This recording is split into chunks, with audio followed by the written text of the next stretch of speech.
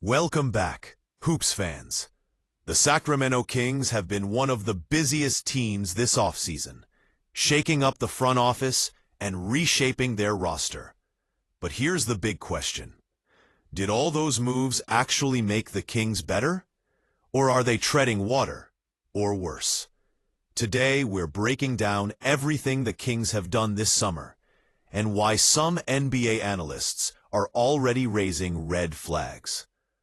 If you're passionate about NBA offseason drama, make sure to hit that like button, subscribe for more deep dives, and drop your thoughts in the comments below. Do you think Sacramento improved or not? All right, let's start at the top. The Kings kicked off 2025 by firing their general manager Monte McNair and bringing in Scott Perry, a guy with a solid track record and some serious plans for Sacramento. This offseason was Perry's first real chance to make his mark, and fans were eager to see how he'd steer this team. The Kings started with the draft. They traded into the first round to grab Nick Clifford, a promising talent expected to contribute right away. Then, with the 42nd pick, they selected Maxime Reynaud, another young player with upside who could help them next season. So far, the draft strategy looks solid, adding fresh legs and potential to a roster hungry for growth. But the story doesn't stop there.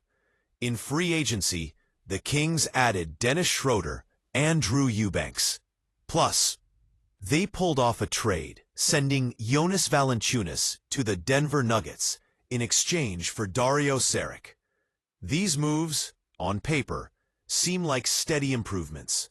No blockbuster deals, but some role players to fill gaps. Still, it's the kind of offseason that doesn't scream big leap forward. Now, here's where things get interesting.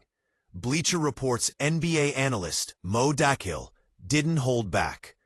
He flat out says the Kings have definitely got worse this offseason. Harsh? Maybe. But he backs it up. Let's unpack his main point. The Kings' big splash was signing Dennis Schroder to a 3-year, fully guaranteed $45 million contract. That's $15 million a year for a player who, while talented, has some glaring issues. Sacramento desperately needs a playmaker and ball handler, and Schroder fits that role. So in theory, this looks like a smart move. But here's the catch. The Kings were 19th in the league in three-point shooting last season. How are they going to create enough floor spacing with a lineup featuring DeMar DeRozan, Schroder, and Domantas Sabonis?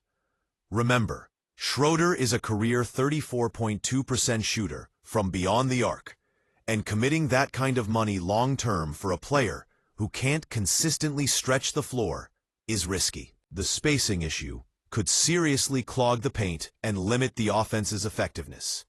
Dakhil also reminds us of what Sacramento had not too long ago: Tyrese Haliburton and De'Aaron Fox, two elite young point guards. Now, with both gone, the Kings are leaning on Schroder, who doesn't quite measure up to that caliber. That's why some are calling this offseason a step back. But here's the thing. Saying the Kings got worse might be a bit unfair. While the moves may not wow us, they haven't exactly pushed Sacramento. The team still has room to improve and can build on what they've done. Drafting Clifford and Reynaud adds youthful promise, and the roster adjustments keep them competitive heading into next season. Plus, they're keeping future flexibility. The 2026 and 2027 offseasons still hold potential for big upgrades, which means Perry's plan might be a longer-term project. That said, Schroder's deal is a sticking point. At $15 million per year, he's not the bargain backup you want, and he might not be the long-term point guard solution either. If he doesn't perform at a high level, the Kings could be stuck with an expensive rotation player. Still, His experience and ability to handle the ball do fill a need for Sacramento. So even if it's not ideal, Schroder's presence shouldn't actively make the Kings worse on the court. So what's the final verdict on the Kings' 2025 offseason? They've made some moves, but no game-changing signings or trades. They added promising rookies and filled some holes, but the big questions remain about spacing, guard play, and long-term roster building. Scott Perry has laid a foundation, but it's far from a slam dunk that this team is on the rise just yet.